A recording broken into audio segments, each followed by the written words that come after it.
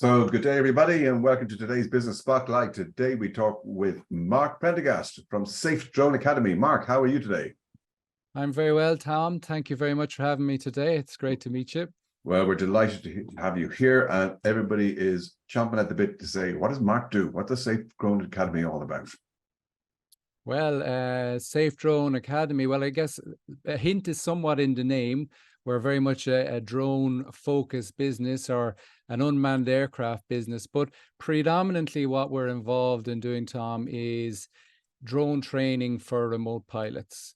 Initially, we set up to train people, and when I say train, I mean regulatory training for the most part. So previously, we've operated under an Irish regulatory system or regime because we're based in Dublin in Ireland.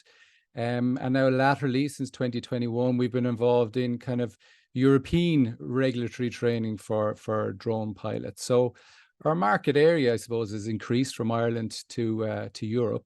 But that's what we do. We take pilots who have no understanding, never maybe touched a drone before, bring them through the theoretical knowledge that they might need for a drone competency certificate and the practical training they might need for a pilot competency certificate. So anybody who wants to operate a drone would have to go through this as a form of compliance, yes?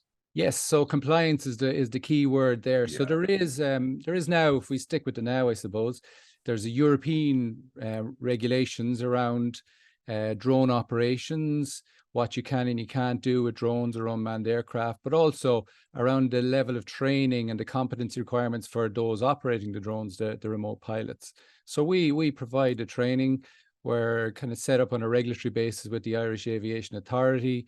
We're authorized by them to provide the training and indeed to run some of the examinations that are required to get your competency certificates. Okay. So you also have a service side that you can offer to do video content for different types of companies. But before we get on to that, what sort of companies or individuals would typically come to you that would require to get drone training? Would it be large companies? Would it be smaller companies?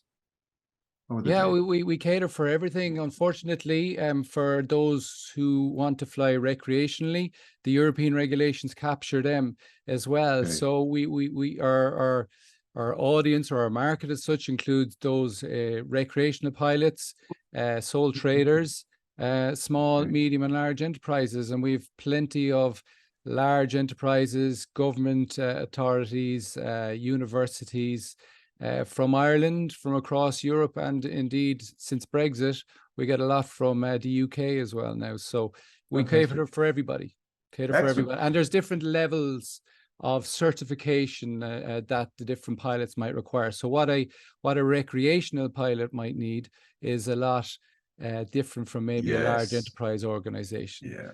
But our focus would be, we like to focus on the small, medium and enterprise type of operations. Okay. And then for somebody who says, hey, I want to use drones, but I don't want to do it myself. Mark, can you help us out? Well, we can. We do offer, so we've kind of two side roles to our main training role. One is consultancy, where we will advise said SMEs and government agencies on the regulations, what they need to do to put their in-house projects or unmanned aircraft needs into play. But also we provide a service where we'll actually run the drone operation for the whoever it was needs it. So we can do everything from basic videography, photography to land surveying and so on and so forth. So there's a need for both, and we fill that gap. And presumably, from treat me like an idiot here. So you put a drone in the air, it's going to be a lot to do with geography. It's going to be like with aerial shots. So presumably it's, property developers, construction people, scientists, government bodies. Am I on the right track there? The kind of clients? Yeah, you are. And in fact, drones or unmanned aircraft, the official title for them, but we'll stick with drones. Drones are useful in many different industries. So from simple photographers and videographers who need, a photograph or a video for a commercial video or a TV show or even a major motion picture.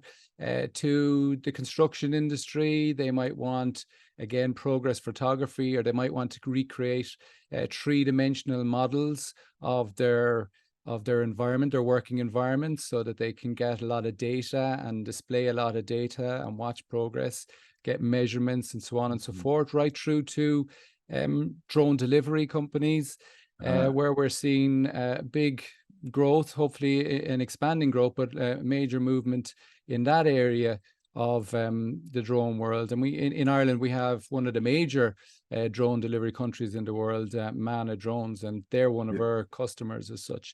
So there's a whole, we haven't even touched on research and development, sensing, not just cameras, gas sniffing sensors, right through to agricultural, using multi spectral cameras and infrared cameras to manage the crops, watch the health of a forest, delivering life buoys and life aids in a sea rescue scenario. So to finding people, finding people who are lost or are in need of rescue, so it's a hugely expanding industry, and it's a very interesting industry, and there's something for everybody there if you look hard enough. I have to say, it is fascinating. There's so much that we don't think about where drones or unmanned aircraft can be used. The delivery side is obviously what the Joe public might be interested in as well. Are we really going to be getting our pieces delivered with these things? Are we really going to get the shirt I bought in Arneth? Are we really going to be getting, whatever delivered? We are already. Yeah, already. There is commercial drone delivery of foodstuffs and products you can buy in shopping centers, right through to the more high-end delivery, the more time crucial medical delivery. So I was just going to say, just the other day, in Dublin in Ireland, there's a new drone delivery company announced that they're going to start doing medical delivery in South Dublin area. So, and Ireland is a great, just on this point, Ireland is a great ecosystem for all these drone companies to come to, first and foremost because the Aviation Authority, the Irish Aviation Authority, are very welcoming and want to advance this industry. But it's a small market. A lot of testing can be done within it, and to get some real world research. And the airspace, importantly, so the airspace where aircraft fly, it's not as busy as it would be in maybe in some of the more Central European countries or with large urban areas. We're relatively clean in terms of where we can operate or the safety of our airspace. Excellent. So looking at your business, Mark, then, if we looked ahead, say 5 years, it's going to be a different world then, I'd imagine, because it's moving so fast.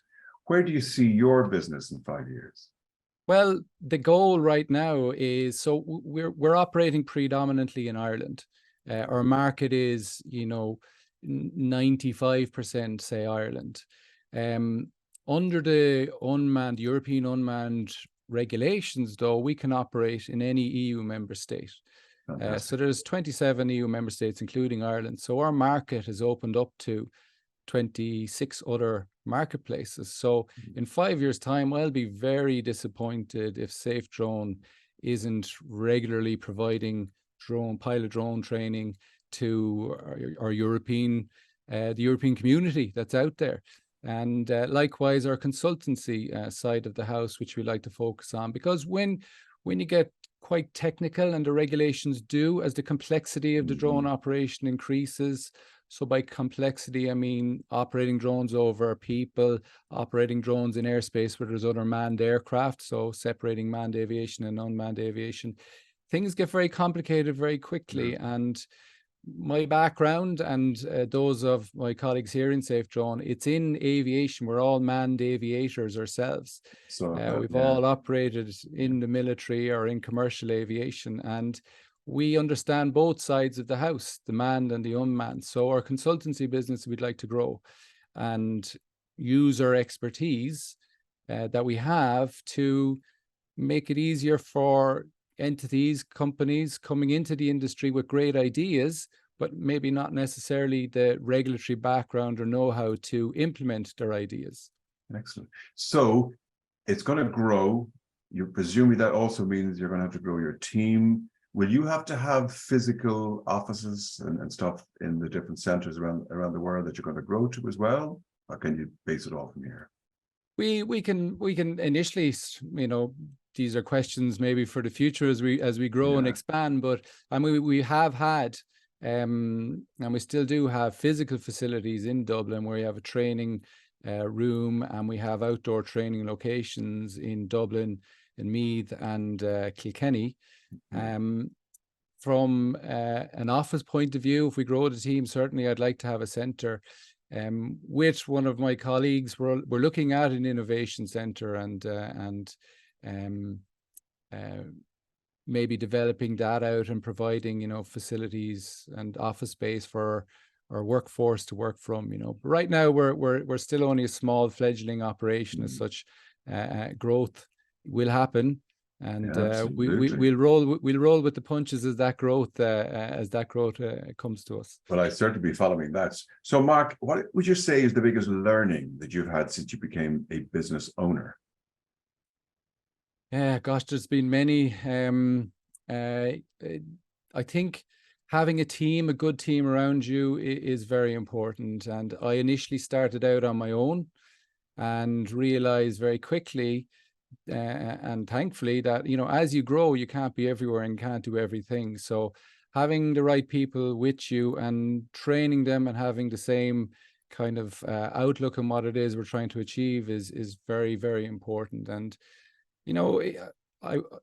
I was always going to start on my own just to test the waters, but you have to be open to the fact that you need a team around you, those with their own expertise, but also just you can't be everywhere at every time. So to share the workload, to expand, you have to have a team. So that was a big learning for me. Learning to delegate and give over responsibility to people is a difficult task, but done the right way, it's very successful. Fantastic. You're using all the key words that we in our world would use: team, training, common goal, delegation, etc. That's really important. And I think as well, having processes as well is very important. A structure to what it is we're doing, and we've invested in IT systems to kind of help us in that way. They might be simple and commonplace to other organizations, but we had to learn about them starting out. And it was something I hadn't looked at when I first started out, mainly because of cost. You're trying to keep costs down. But really to expand, I found that you need to have good IT architecture behind you and develop the processes so that a lot of the routine humdrum stuff that takes time and takes your attention away from growth and expansion, it's good to have those processes nailed down and more automated, or with the minimum amount of input from yourself, while still, looking at the process and still going, well, I want to be able to provide through my processes here the same sort of touch that if I was speaking with or engaging directly with someone, So they've been big learning curves for me. Now I enjoy the technology side of it, which is why I'm kind of in drones. I'm in aviation in the first place.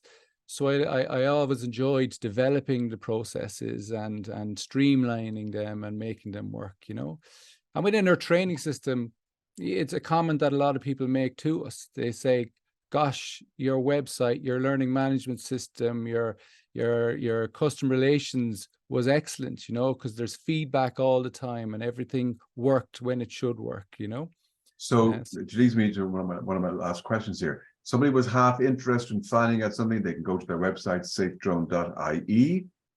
Alternatively, can they just make a phone call and speak to one of your people in your team, say, I'm thinking of this, can you guide me through what the next steps are?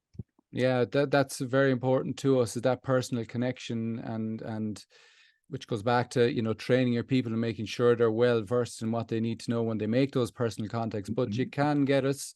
Can I give a number out? Or by all means, yes. So our email is hello@safedrone.ie, and our contact number will be +353 091-9600.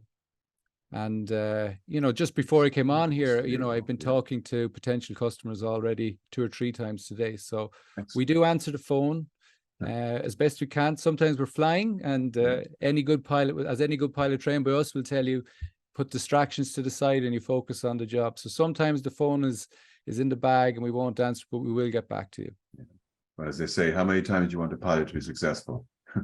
100%, Every single please. time. Every single time. Mark, it's been an absolute pleasure talking to you. Thank you very much indeed for your time. I appreciate it. And I wish you every success and look forward to talking to you in the very near future again. Thank you very much, Tom. And thank you to your team. Fantastic.